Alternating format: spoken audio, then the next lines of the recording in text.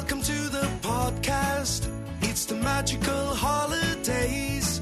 Time for Joe watching 60 Christmas movies in 60 days. Why, you might ask?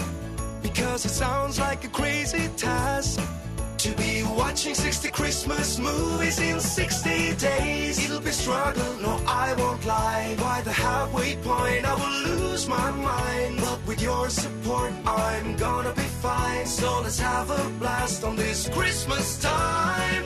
Join me now and let's find out about today's Christmas movie. Was it good or bad? Happy or sad? Is there another dead mom and dad? Let's get to it with no delay. It's your old pal Joe and he's happy to say welcome to Joe watches 60 Christmas movies in 60 days. How's it going, everybody? It's me, it's your old pal Joe, and welcome to episode 6 of Joe Watches 60 Christmas Movies in 60 Days. The series where I watch 60 Christmas movies in 60 days. We are, after today's episode, we'll be 1/10 of the way through our journey. I mean, that deserves a clap, right? A slow clap, maybe even a medium fast clap. Not a fast clap. We don't deserve a fast clap, but medium fast maybe. We couldn't be any further along the road if we tried, because we're only watching one movie a day, and that's a true statement. But we're still here. We're still giving maximum effort. And do you know who else gives maximum effort? If you guessed our good friends down at Third Eye Comics, you'd be 100% correct. That is exactly where I was going with this wonderful seg. As I've mentioned before in every single episode, and will continue to do so in every single episode of this season, you can thank my good friends down at Third Eye Comics for basically making it possible for this series to exist this year, because money is non-existent, and I wanted to do this project, and so Third Eye Comics came along, and they have righted this ship. So we're here together with them. So if you have any needs in the comics, graphic novel, tabletop games, board games, role-playing games, music, or movie department, please reach out to Third Eye Comics at shop.thirdeyecomics.com.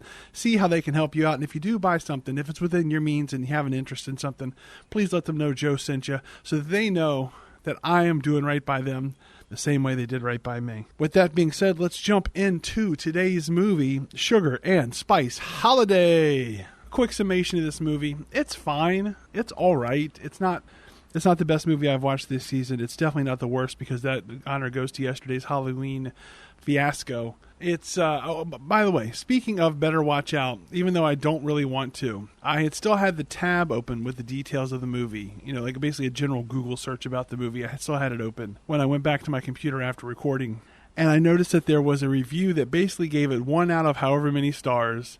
And they talked about how gross and unlikable they found the movie. And at least, you know what, I felt validated. I felt like somebody out there is in the same way I am, and they also got the same icky feelings from this movie that I did.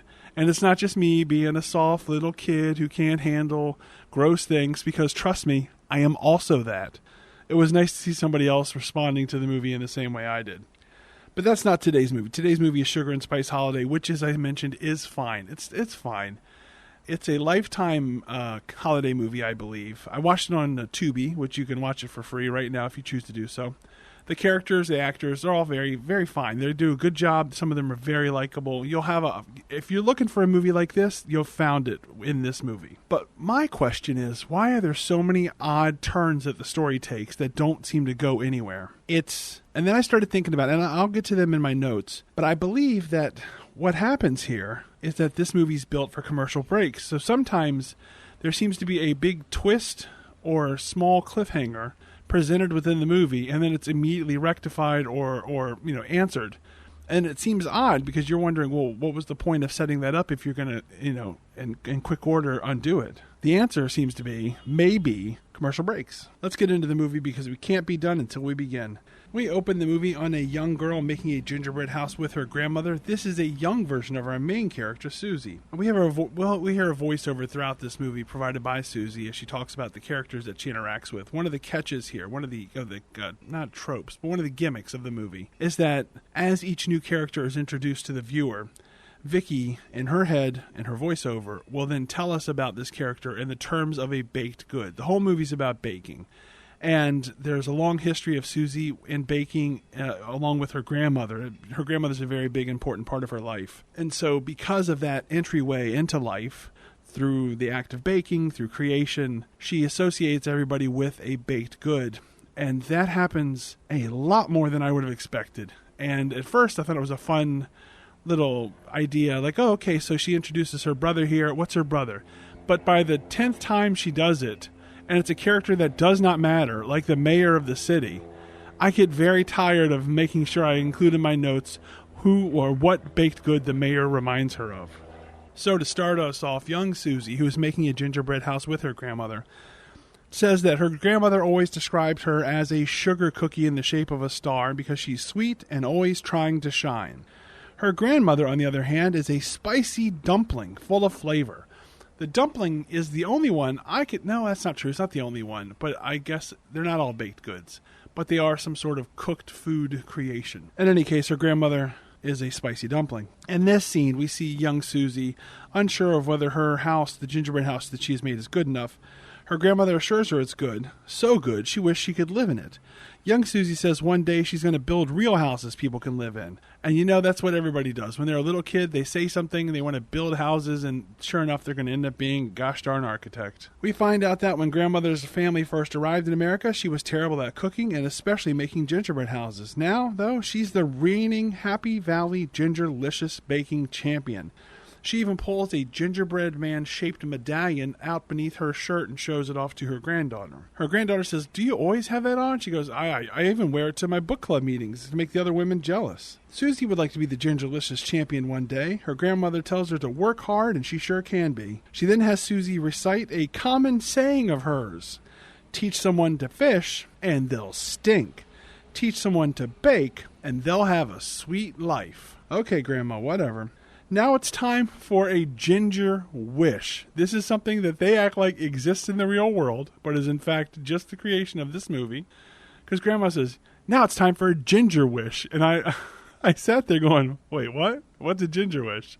A ginger wish is like when you have like the wishbone of a turkey, I guess, or a chicken, maybe just any sort of fowl. And you pull apart the two bones, and whoever gets most of the bone as it snaps, they get their wish made. Except in this case, you're tearing apart the legs of a gingerbread man. And that seems kind of crazy to me. Unfortunately, in this ginger wish, Suzy gets the short end of the gingerbread man. Then we get opening credits. We fast forward to the modern day with Suzy hard at work in a giant office. Her assistant Alyssa complains that this shindig of a potluck of a Christmas party isn't much of a Christmas party. They don't even have a karaoke machine. And voiceover, adult Suzy describes Alyssa. Suzy doesn't like karaoke. It makes her very uncomfortable. That comes back into play later. In voiceover, Suzy describes Alyssa as a homemade rum raisin cookie, chewy, comforting, and a bit burnt around the edges. Suzy tells Alyssa that she hates karaoke. Singing in public is her worst nightmare. Alyssa is shocked to hear that there's something Suzy is bad at. She also asks if Suzy has seen The New Guy. This is just another attempt or another opportunity for the movie to equate someone to a cooked good. Not baked good, because again, they're not all baked goods. Anyway, the new guy is handsome enough. In voiceover, though, Suzy describes him as a scone. Looks scrumptious, but flavorless inside. Crumbles easily under pressure. She points out his flaws to Alyssa, like his mismatched socks and drinking diet soda. I think that's what she said, and that seems like a very odd flaw to point out. Alyssa wonders if anyone can live up to Suzy's standards. In walks Marshall, a fellow architect and a competitor of Suzy, who's vying for an upcoming promotion. Suzy describes him as a sugar-free lemon square, sour, sticky, and made with artificial sweeteners. Suzy is worried that she's not going to get the promotion that Marshall will. Alyssa says the boss would be crazy not to give it to her. We then follow Suzy into her boss's office. Her name is Katie Dodge. She's a peanut brittle, hard and short, sweet and salty, can melt in your mouth, but can also break your teeth. She brings her boss a plate of cookies. Her boss asks if she baked them herself. She says no, but she did get them from a really good bakery. Katie asks if she ever bakes. Suzy explains that she used to, but when her grandmother passed away, the spirit kind of left her. With Suzy now in her office, Katie decides to call Marshall, the other person competing for the promotion, into the office as well. He brings the boss a giant basket of goodies, and he is a big old suck-up. Katie admits that she's been telling both of them that they're going to get the promotion. The truth is, only one of them is going to get the promotion. Neither is happy with this duplicity. Basically, they're both working on plans for the Primrose Hill project. Whichever plans the client chooses, that person's going to get the promotion. Suzy notes that she's heading out the next day to visit her family for Christmas, as in, I don't know that I'll have time to work on it coming up because I'm going out of town. But then Katie does something, so Suzy kind of corrects her tone and says, but you know what, I'm sure I can get it done. Marshall, on the other hand, promises to dedicate every waking moment to getting the plans done. They're both dismissed on the way out. Marshall is surprised to learn that Suzy's family celebrates Christmas, and this is when I should point out that Suzy is of Chinese descent. Her parents are from China. Her grandmother was from China. And Marshall tells her to her face, I'm surprised your family celebrates Christmas. She says, why would he think that? And we know it's because he is of the belief that Chinese people don't celebrate Christmas, but he doesn't want to say that. So she goes, wait, did you think we're Jewish? And he plays it off as in, oh, no, it's not that. It's just, I was just surprised. He changes the subject. Instead, he wishes her a very fake good luck, and then she returns the favor. We cut to Suzy hard at work in the office. She tells Alyssa that she's trying to find a way to add classroom space in the community center project. So apparently the Primrose Hill project is also a community center. That's very coincidental because a community center, not this one, is going to be very key to the upcoming story. She brings up how the community center in her neighborhood was a huge part of their neighborhood growing up, and that her grandmother taught mahjong, and her brother teaches yoga at that very same community center to this day. Alyssa says, wait, if your family's from China, why does your dad speak with a southern accent? And Suzy explains it's because he learned English from listening to Johnny Cash albums. And I sit here and I go, why is this in the movie? Why do these people have, they're supposed to be, they're from China, they come to America, and the dad speaks with a southern accent. Why is that the case? Now, maybe it's just the actor. Maybe the actor speaks with a southern accent, and they want to throw that in there. So they want this actor to be the dad, but now they have to explain why he speaks with a southern accent. I mean, it could be that they could have him do a Chinese accent, but maybe they don't want to do that. So then they come up with this story. But I suspect this is in there just to add flavor. I don't know. I'm not familiar with the actor that plays the dad, but this is the first of a few little story twists that I don't fully understand. We find out that Suzy's family runs a lobster bar in Maine. Alyssa wants Suzy to have fun, or try to have fun, I should say, on her Christmas trip. She wants her to find someone to melt her marshmallow and ring her bell. And Suzy acts like that's the most scandalous thing she's ever heard. Suzy says she'll do her best. They toast to their respective Christmases. We cut to Suzy arriving back at home at the lobster bar, which is called Eagle's Lobster Bar. As soon as she walks in, she sees her old childhood friend, her really childhood best friend, Billy Martin, hosting the festivities for the night. He's standing on a small stage in the corner of the restaurant part of the bar. You know, if it's a kind of a bar restaurant, there's the bar itself, and then there's all these tables. And in the corner of this room, in this place, is a little stage where, spoiler, there's going to be karaoke later. But at this moment, it's just her friend Billy talking to the people that have convened. She describes Billy as a jelly donut, messy, sweet, and full of surprises. Billy talks about the upcoming baking competition. It's a bunch of towns competing against each other. Apparently, this is the Gingerlicious Baking Championship that Suzy's grandmother once won. This year, a spice company called McGuire's has decided to sponsor the competition, just like the great folks at Third Eye Comics are sponsoring this very show. In that case, though, the winning town of the competition will get a prize of $15,000. Billy points out that if their town wins, they'll have enough money to fix the roof of the community center and prevent it from being condemned. We find out from either him talking about it or somebody else that Billy moved back to town the year before. He'd moved out to California, which is actually also where Suzy was doing her architecture work. Moved out to California to start up a startup, but it didn't work out too well. Once he moved back to town, he's been working to save the community center ever since. Just then, Suzy's parents notice she's walked in. We get descriptions of each parent. Dad, kettle corn, always popping, a total crowd pleaser. Mom, dark chocolate brownie, warm, soft, and slightly bitter. They rush over and give their daughter a big hug. On the stage, Billy continues and notes that the town hasn't won the Gingerlicious competition since Suzy's grandmother died, but he doesn't refer to her that way. He gives her proper name, but I'm not bothering with that. It's Suzy's grandmother. But he believes that they can do it without her. They have a great team, and the only thing that can make this team better is, and then he spots Suzy in the crowd. Well, it's Suzy Young. Suzy, get up here. She's hesitant to go up on this little stage, but her dad thinks it's a good idea and encourages her. He says, you've always wanted to win the championship. Billy continues talking about Suzy, noting how she's the granddaughter of their last champion and also his lab partner back in high school. She's the only reason he graduated. With Suzy on the team, he declares that they will be unstoppable. Suzy is very unsure of this as she makes her way to the stage, yet she takes the microphone and explains she can't help because of her job. She has so much work to do while she's in town visiting. Billy talks to her off mic to say that they have no chance without her. She says, I have a job.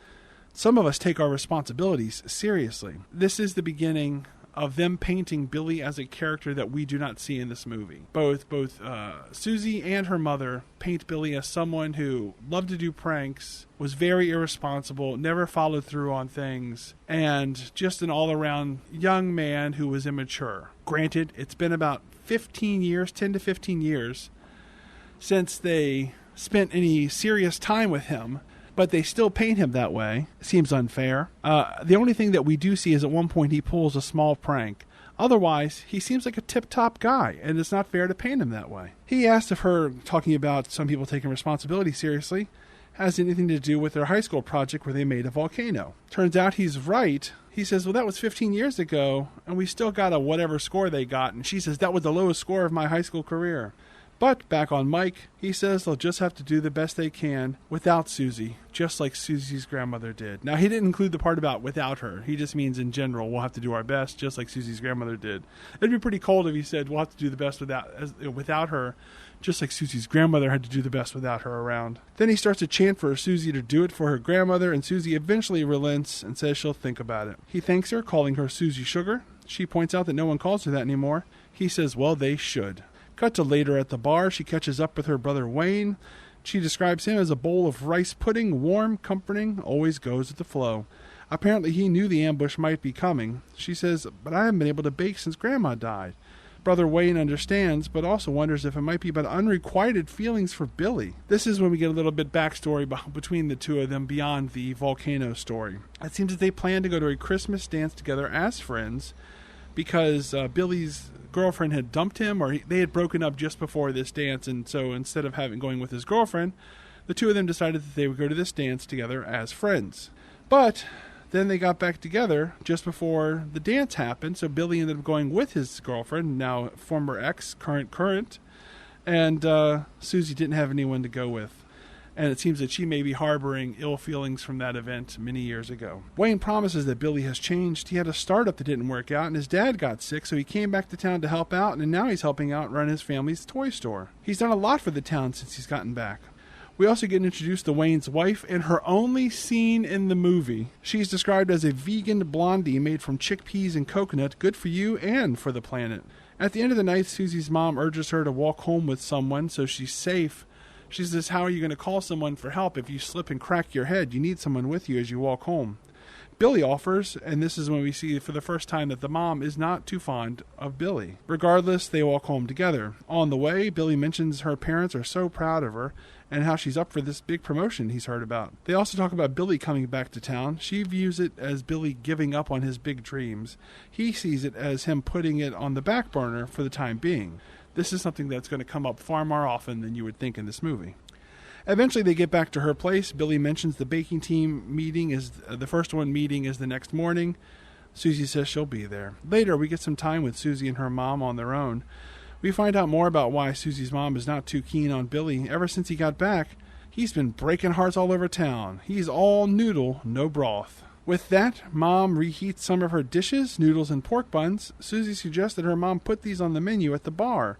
Her mom thinks no one will be interested. They're just not ready for it, these Americans. The people in this town can't handle the spice. Both Suzy and her mom smile. This is something else that's going to come up later at another dinner, and I'll mention it in my notes. But this is another thing that does not have any bearing on the movie. So this is going to say number 2 of things that do not have any bearing on this movie.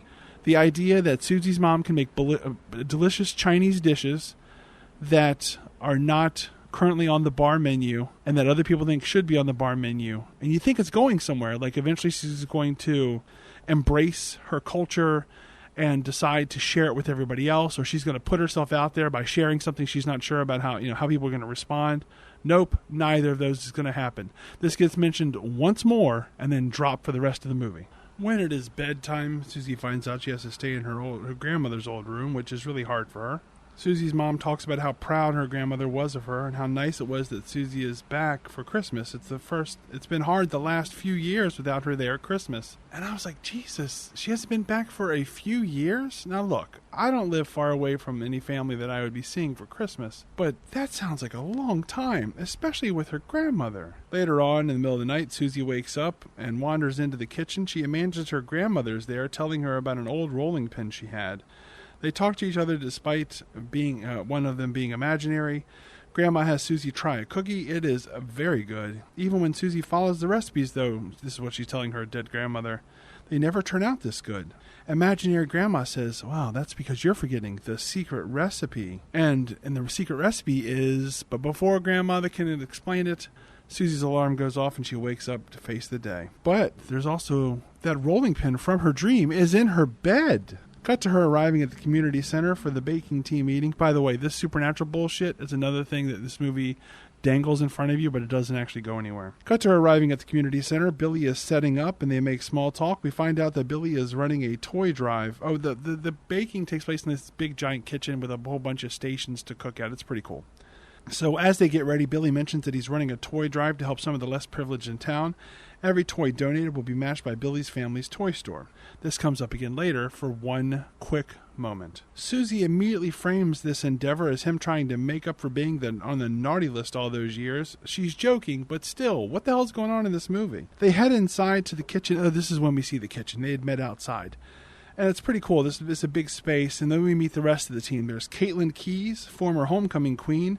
Vanilla cupcake with sprinkles on top. So pretty, you're afraid to eat it. Apparently she owns the town bakery. Her skills, according to Billy, are insane. Suzy thinks to herself, oh no, maybe she says this to Billy, that this woman, Caitlin, tormented her and every day in school. Billy assures Suzy that Caitlin is different now. Caitlin notices Suzy and gives her a big hug. She admits that she knows she was mean to Suzy in high school. She was mean to lots of people. And that's because she found out she had a dairy intolerance. That's why she was grumpy all the time. But now, they're going to be best friends. Also on the team is a big guy. His name is Stavros. He owns the local diner. And he's a classically trained pastry chef with outstanding pie crusts. Suzy describes Stavros as a bear claw, toffee and nuts on the outside, sweet and soft on the inside. And that's the team. Suzy tells him about how she's always dreamed of being the Gingerlicious champion. Stavros says that he'd do anything to help the community center. He met his wife here. Lastly, Caitlin says her mom group, because she's a mom herself, her mom group meets there once a week, and she really needs that hour. Suzy promises that she'll do whatever she can to help them win. Billy explains the rules of the competition. There will be 3 rounds over the course of 4 days, with the final round on Christmas Eve. The judges for this competition are actually going to be the people from the McGuire Spice Company. There's going to be the 2 people that run the company. They're elderly, and their 2 grandchildren. There also might be some sort of celebrity judge, too. That never happens. Why did they mention this? That never comes up in this movie. That's like the 3rd or 4th thing that comes up, where they tease it, but it doesn't really matter. Lastly, you won't find out what you'll be baking until just before your round begins. Suzy suggests that in order to get loosened up, why don't they work on making a gingerbread house? They agree it all sounds good. Suzy immediately rattles off a long list of descriptors for this very fancy house to be, and assigns duties to everyone. When it's done, it's beautiful. Suzy forgot how much fun baking could be. And this is another thing which this movie kind of sets up but then doesn't really deliver on. Suzy talks about how she hasn't really baked since her grandmother died. This should be a real crucible for her to cross. Okay, now I've agreed to bake. What will happen when I try to bake? Will she be sad? Will she have a panic attack? Will she start crying? What's the state of Suzy as she bakes in earnest for the first time since her grandmother passed away? Nothing at all. She just joins a team and they bake a gingerbread house.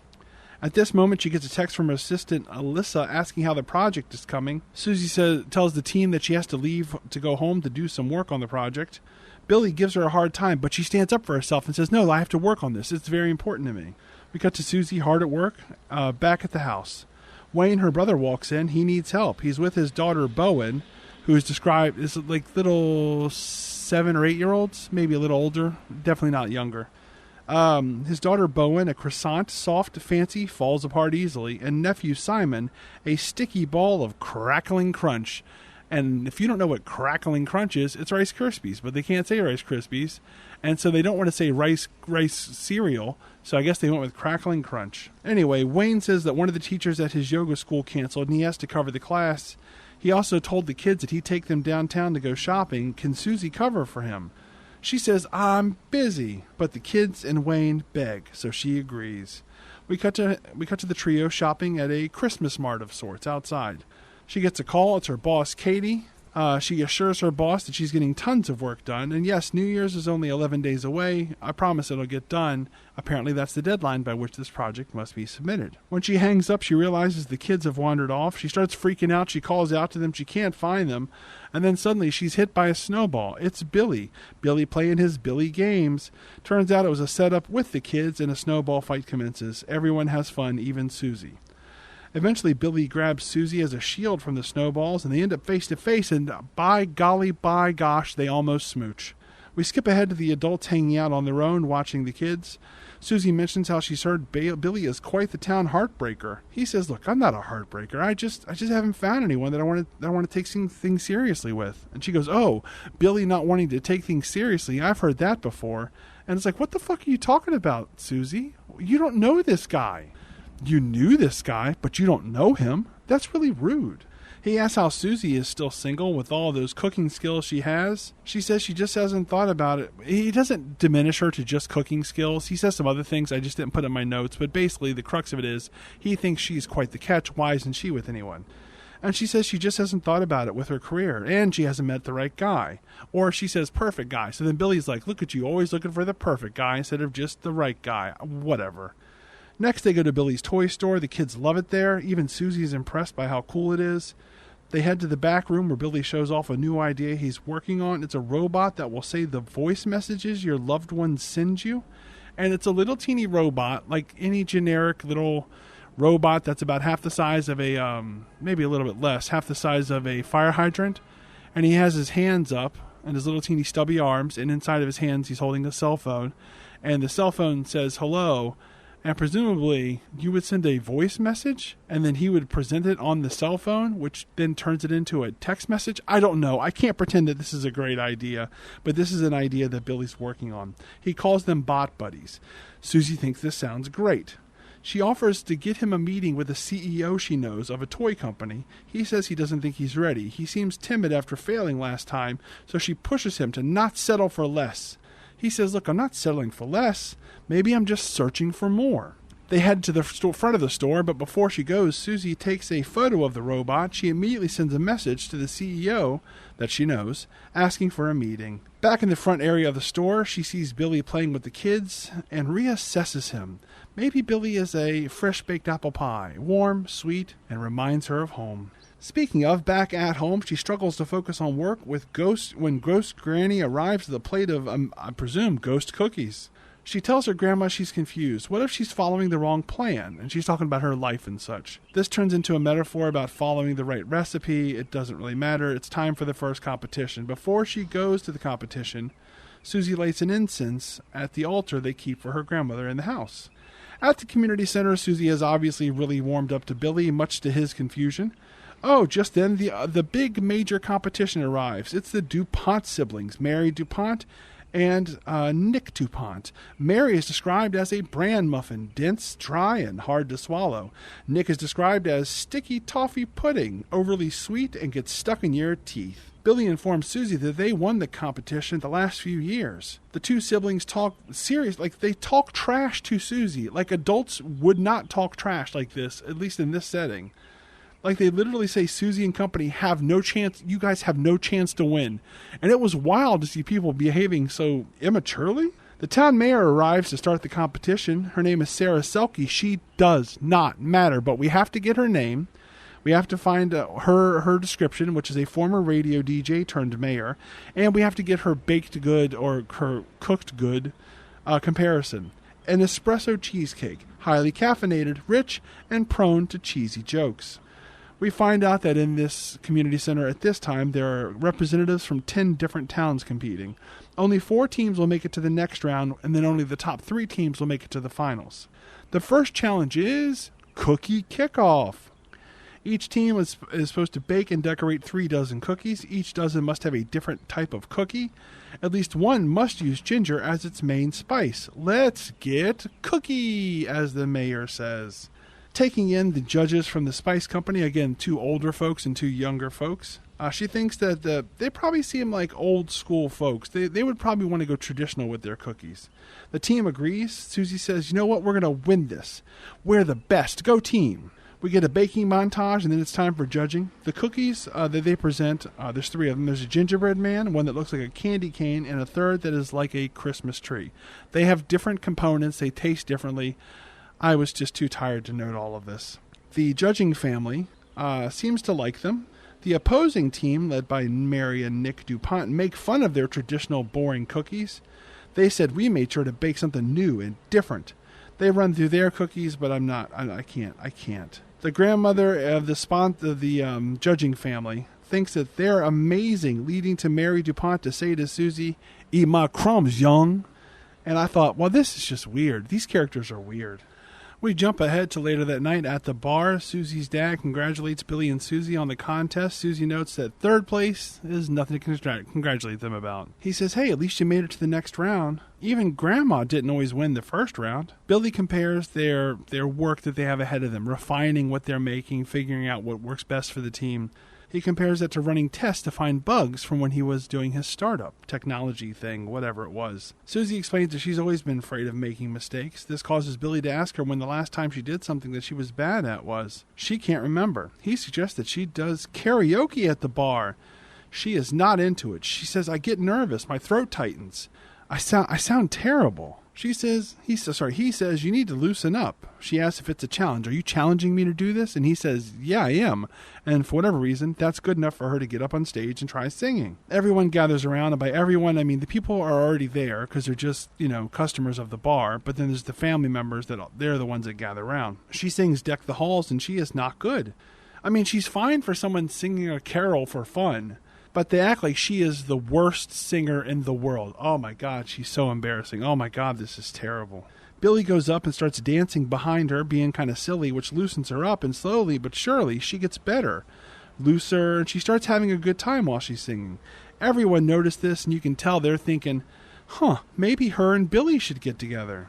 Afterwards, Suzy thanks Billy. He says, I'm glad that you came home for Christmas, and she says she's glad too. Then he says it's like all the things he loved about her in high school have gotten better. This causes Suzy to smile pretty big. She then compares him to a fine, oaky Chardonnay. He's just gotten better with age. But then Suzy's boss calls. The client has told them that they're going to spend Christmas in Fiji, so now the deadline has been pushed up to Christmas Eve. Suzy isn't sure if she can do it, but then finds out that Marshall is already done. He's finished his plan, so now she has to finish hers. Or else, I don't know, she won't get the promotion, I guess. She tells Billy that she has to go, and he's totally understanding. He's totally nice about it. I get it. You have this project to work on. And in fact, here, I got you some of these cookies that you used to love as a kid. She's very touched by this. Later that night, we see her working. She reaches for the can of cookies. She opens it, and what do you know? Inside, instead of cookies, it's little teeny springy snakes that jump out and scare her. And she thinks, oh, Billy. The next morning, it's time for the second round of the competition. At the community center, they find out Stavros won't be able to help. He had a family emergency. I'm going to put a pin in this. Well, I'm actually not going to put a pin. I'm going to take an aside right now, not a pin. There is no explanation within the story of why Stavros couldn't make it. There's no obvious benefit as to why Stavros not being there. It didn't adjust the story in any way. No one mentions him not being there, causing them to do poorly or well. He's just not there, and it makes you wonder, was the actor simply not available that day? Or did they want to cut down on costs for that scene because there's so many other people there? It doesn't make any sense. Suzy takes this update in stride. She assures Caitlin and Billy that it'll be fine. The challenge today is to bake a gingerbread to bake gingerbread, but in this case, bake actual bread gingerbread. And it should be in the form of a sculpture. And I wasn't sure what they meant by this. Ultimately, what that means is bake a bunch of loaves of bread that have different ingredients, different styles, and then form them on a platter so that they look like something. There's something here where Suzy says, well, that's why everybody thought I was a geek in high school, because she knows some information or understands how to do something. And Billy makes a point of saying, I never thought you were a geek in high school. I always thought you were. It was sexy how smart you were. And this is obviously really touching for old Suzy. Next, we get a cooking montage. Suzy gets really bossy during the competition. At one point, she passes her rolling pin, the special rolling pin from her grandmother that she had a dream about. She passes it to Billy, but it gets dropped, and then it cracks right down the side of the rolling pin, basically rendering it useless and broken. Suzy almost has a full-on breakdown, but Billy brings her back with a joke, and then they just get back to cooking, and this rolling pin doesn't really come up again. Time for judging. The DuPonts, the brother and sister team, they made a snowman made out of bread. The adult judges love it. The one kid, though, thinks it needs more butter. The kids in the judging family are 13, 14. Then it's time for the judging of Suzy's team's submissions. They love the first bread, but the second bread, well, the one kid hates it. And then she's like, well, kids, they don't really like their vegetables, and I put vegetables in this. But then the grandmother of the foursome, she tries it, and she also hates it. And then they go on to judge the next entry. And after they leave, Suzy tastes it, and it turns out she accidentally used salt instead of sugar. All the commotion, she used salt, and I guess this is supposed to be chalked up to Stavros not being there, but could also be chalked up to the rolling pin getting broken, and neither is claimed, so it doesn't really matter why. She just screwed up. We find out that the DuPonts won first. A team that does not matter wins second, but in third place, because the top three teams are the ones that make it to the next round. In third place, obviously, is not Suzy's team. Her team does not get third place. They're knocked out of the competition. She has no shot at winning the Gingerlicious Baking Championship. They are stunned. Well, not too stunned, because they did use salt instead of sugar. Billy tries to comfort Suzy, but she walks away despondent. Later that night, she talks to the broken rolling pin and tells her grandmother that she's sorry she let her down. But then Billy calls. She needs to come down to the community center. He can't explain it now, but she's got to come to the gym at the community center. When she gets there, she sees it's decorated for a dance, with little fairy lights everywhere. There's some bundles of balloons, and Billy's even wearing a tuxedo. He explains how he knows she was disappointed that they didn't advance in the bake-off, and he also knows that they never got to go to the Christmas dance that they'd planned to. He wanted to cheer her up, so he thought he could at least make that happen. He recaps their high school experience, and he explains that when he asked her out back in high school to go to the Christmas dance, he hoped it would lead to something more. But Suzy kept making it clear that they were only going to go as friends. They were just going to go as friends, so he didn't think he had a chance with her. Then when his ex, expressed interest in going with him to the dance, he thought, well, I should at least give that a shot. So he went with her instead. Suzy's shocked. Wait, you liked me? But you were Mr. Popular. And he goes, wait, did you like me? And she says, of course I did. He says, well, if I had known that, I never would have gotten back together with my ex. And she says, well, if I had known you liked me, I never would have let you go with her. He says, I wasn't brave enough to be honest with you before, but I am now. Will you go to the Christmas dance with me? She sure will. They slow dance in the gym, and Suzy is very happy. But this is interrupted by an alarm, not a phone alarm, a building alarm. Turns out that Billy, while he had a key to the community center, he did not have express permission to be there that late at night, and someone tripped the alarm. We flash forward to a police officer sort of reading Billy the riot act about, you're not supposed to be here, you shouldn't have been here. Come on, man. And who should arrive but Suzy's mom? Apparently she was called by the police to come pick her up, even though she's a full-fledged adult. Her mom arrives, and this gives her even more ammo why Billy's not a good match for her daughter. Whatever, it doesn't ultimately matter. The next morning, Suzy is hard at work on her project when Billy arrives. He brought presents for everyone for Christmas. Everyone but the mom is happy to see him. He ends up staying for lunch. He loves the Chinese food.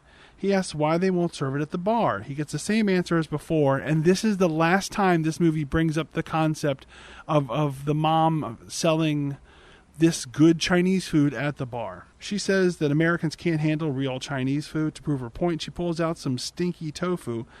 Everyone at the table says they hate it, but Billy is willing to try. He eats it, and oh my gosh, he loves it. No one believes him, but he really, really does. Suzy's mom is very impressed and appreciative. Suzy is touched. Either he's faking it or it's nice that he tried it and actually liked it. After lunch, Billy helps clean up. He's even baking a loaf of bread for Suzy's mom, which makes Suzy roll her eyes, even though she kind of loves it. He shows her how to knead the bread, because he's a master baker, I guess, which I did not say in that way for funny, but, take from it what you want. And he shows her how to knead the dough from behind. The kind of like the classic scene is from the movie Ghost, where they're doing the clay work, the pottery, and it's the same thing here, where she's in front of him and he's right on top of her, behind her, with his arms wrapped around as they knead the dough together. Eventually, they stop kneading dough and they start looking at each other and they start to kiss, but then they're interrupted by Suzy's niece and nephew. This snaps them out of their almost kissing moment, and Suzy talks about how she's almost done with her project. Billy is impressed with the work. He looked at it on the laptop. He goes, wow, this is really nice. And wishes that, man, it'd be nice if you could help design a new community center. And, if we could get one, even though we lost the money. Before leaving, Billy asks Suzy if she'd like to join him the next day for toy drop-offs as part of his toy fundraiser gimmick that he's running. Suzy says she sure would. With Billy out of the way, she heads back to work, but her laptop is shut off due to lack of power. She finds out that her nephew unplugged it in order to plug in his game or his phone or whatever. When she boots it back up, her whole design, all of the work she's done, is gone. She has a big meltdown. Her mom tells her it's not lost. It's still inside her. She's known Suzy all her life, and if she puts her mind to something, nothing can stop her. Suzy gets herself together. She says, I did it once. I can do it again. We find out she has to finish by 9 a.m. the next day. We cut to her waking up the next day. She's waking up late. Presumably she's finished. We don't know. It's never addressed. I mean, the promotion comes up again, but her having finished the work, it's simply not addressed. Instead, we find out that the reason she's upset about waking up late is because she was supposed to meet Billy to do the toy delivery. So she hurries to the toy store. When she gets there, she goes, did you get my messages? And he, of course, says, oh, sorry, I had my phone on silent while I was doing this work. But he's okay with her being late, and they still have time to go out and do the whole day's worth of work. So nothing from this matters. It doesn't matter that her computer broke down or lost power and lost her work because she fixed it. We never followed her fixing it. We didn't follow her racing against a clock to maybe get it done by 9 a.m. or not get it done by 9 a.m. She's just done. We watch her wake up late. The first thing I think is, oh, did she oversleep and she didn't submit her work in time? Is that going to become a thing where she's like, please, just let me submit it even though it's late? No, it's done. She already submitted it. Now, the reason that she's upset is because she's late meeting Billy. And you're thinking, okay, fine. She's late meeting Billy. Maybe he'll be mad at her and says, like, you thought your work was more important than spending time with me, or something along those lines. No, he's okay with her being late. He understands. So the whole thing about her not having enough time to finish the work doesn't matter. Her finishing the work doesn't matter. Her oversleeping doesn't matter. When she gets there, she says, did you get my messages? He says, no, I didn't. My phone was on silent. So it doesn't matter. None of this matters. So why is it happening in the movie? Then we jump ahead to them being done having delivered the presents. They cut out all of that. We don't see any of that. We just see them relaxing after doing all of this work. Then she gets a message and says, oh, I have good news for you. And he goes, oh, did you get the promotion? She goes, oh, no, it's not about that. I heard back from my friend at the toy company. But Billy doesn't know about that, so he's kind of confused. And she says, well, I sent her some pictures of your bot buddy, and she wants to meet you in L.A., and he immediately cuts her off. He's pissed off. She says to his face, hey, I knew you weren't going to follow through, which is really messed up. Again, she's not talking to the Billy of today. She's talking about the Billy of yesterday. And it's messed up that this is just treated as so passé within the story. He's mad. He told her it wasn't ready. She says, yeah, well, if you keep putting it off, it'll never be ready. He says, I'm not failing out because I don't want to have a big-time career at the moment. For whatever reason, that defense is enough for her to realize that maybe she has overstepped her bounds. She tries to apologize, but he cuts her off. He goes, it was nice. Good luck with the promotion. And then he walks away. Later at home, she gets another message. This time it's a video message from Alyssa. And she goes, I'm so sorry. And then she turns her camera to face the big meeting room with the glass walls that is in most movie offices. And you can see that in the main office, Katie, the boss, is there along with Marshall, the competitor. And Marshall's opening up a bottle of champagne and everyone's celebrating. So it sure looks like Marshall got the promotion. Oh, man. After she hangs up with Alyssa, Suzy cries. Her dad tries to comfort her. She says, I lost the bake-off. I lost the promotion. Billy doesn't want to talk to me. I've ruined everything. I'm glad Grandma isn't here to see me fail like this. And her dad says, look, your grandmother wasn't proud of you because of your successes. She was proud because you tried. He gives his daughter a big hug, but then her phone rings and she has to go. Suzy, now on her own, looks at her. I don't remember. Oh, his phone rings. That's right. It wasn't hers. It was his phone that rings. Suzy, now on her own, looks at an old ornament with a photo of her and her grandmother, and on this ornament is written, the secret ingredient is love.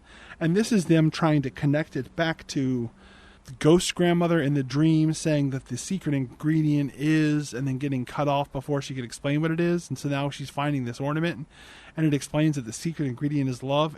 Trust me, it doesn't matter. She also notices below the tree one of the Christmas presents that Billy brought for them.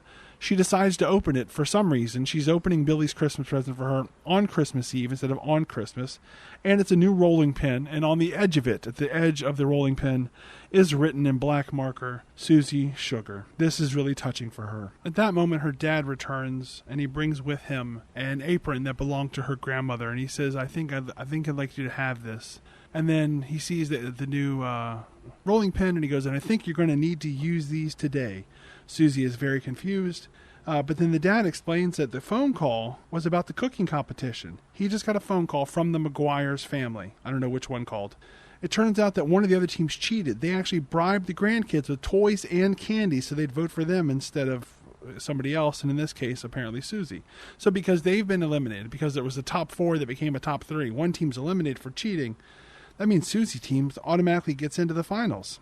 She immediately goes over to the toy store to tell Billy, and he seems excited about it, but then the movie's going to play it like he has to be convinced. But before she keeps talking about the competition, she wants to apologize. She was out of line before. He says, look, I'm not one of your projects. She understands. She says, I always think I know what's best for everyone, but I don't. She tells him about the promotion. He's really sorry that she didn't get it. He guesses that maybe we need to win this bake-off after all, which means he's officially in. At the community center, Stavros makes his return. It does not matter. Today's challenge: to bake and decorate a gingerbread house that represents the meaning of Christmas. Suzy gathers her team around. She goes, look, everyone here knows how to bake and decorate, meaning the other competitors. The key will be the idea. So what does Christmas mean to everyone here? Stavros says Christmas means coming together with the people that you care about, or that care about you. Billy says it's giving gifts, showing people you care. Caitlin loves how much nicer and kinder everyone is to each other, like a community. Hearing all of this information, Suzy knows what they should build, and off to work they go. A long baking montage occurs, and at the end, everyone on the team thinks they did a great job, but then Suzy gets a call. It's her boss, Katie. She's calling to congratulate Suzy. She got the promotion. But what about Marshall popping champagne in the meeting room? Oh, that's just because he got engaged. Oh, okay. That's silly. Anyway, Suzy's happy to have the promotion, but there's one catch. The project has been moved to Australia. Suzy says, but that's a great opportunity, but that's really far. She needs to think about this. Katie understands and says that she's proud of her. It's now time for the presentation of the winner. This is in a different location of the community center with lots more people there, including the family. Oh, that's right. When the dad tells Suzy that the competition is back on because the one team cheated, he makes it explicitly clear, I'm sorry I can't be there for when the competition occurs because I have to man the bar. I thought, well, that's odd. Is he going to show up at the end? And then when it's time to announce the winner, we see that the rest of the family is there, but not him. This is the second time an actor is not in a scene in which you'd expect them to be, and they just explain it with one line. Was there a limit on how many people could be on set, and they had to decide to cut one of the main characters? Why wasn't the dad there? All right, it's time for, first up, looking at their the presentation of the gingerbread houses. We get the team that doesn't matter because there's no chance they're going to win. They made a winter wonderland. Next up is the DuPonts. They made a magical Christmas village. Lastly, it's Suzy and her team, and wouldn't you know it, if you couldn't see this coming, I don't know what to tell you, they made a community center. Everyone loves the community center they made. While they wait for the results, Suzy's family all tell her how proud they are of her. Next up, it's time for Billy to talk to her. He's glad they did this together. Oh, it's time for a winner. Don't know why we had to wait that long. The McGuires announced that Suzy's team won the competition. Yay, we never saw that coming. So then they get the gingerbread medallions. But the weird thing is they don't get the gingerbread medallions on camera, really. it's sort of in the background, a couple of levels deep, and you sort of see them get the medallions. But earlier in the movie, they made it seem like this was a really important thing. And it's just not. It's just done and done. Anyway, she tells Billy that she actually got the promotion, so he's happy, but it's in Australia, so he's sad. She says, we can still make it work. We can FaceTime and stuff. And he goes, no, look, I can't do long distance. She's shocked to hear this. He then adds, I guess that means I might just have to go with you. With my dad doing better, and I can leave, and this will give me a chance to put my toy work on the front burner instead of the back burner. They kiss, and everyone in the community center claps. Then we get on the screen 1 year later. Suzy and Billy arrive home, her home, not his home. His home doesn't fucking matter. Her home after a year away. Actually, they're at the community center. That's right. So it's still not her home, but his home still doesn't matter. We never meet his fucking family. At the community center, her parents are so happy to see them. We find out that Suzy actually designed the new community center from Australia while she's working on the other project. It even has a kitchen classroom named after her grandma. She then goes over to her grandmother's portrait, which is on the wall, and says something, which it doesn't matter.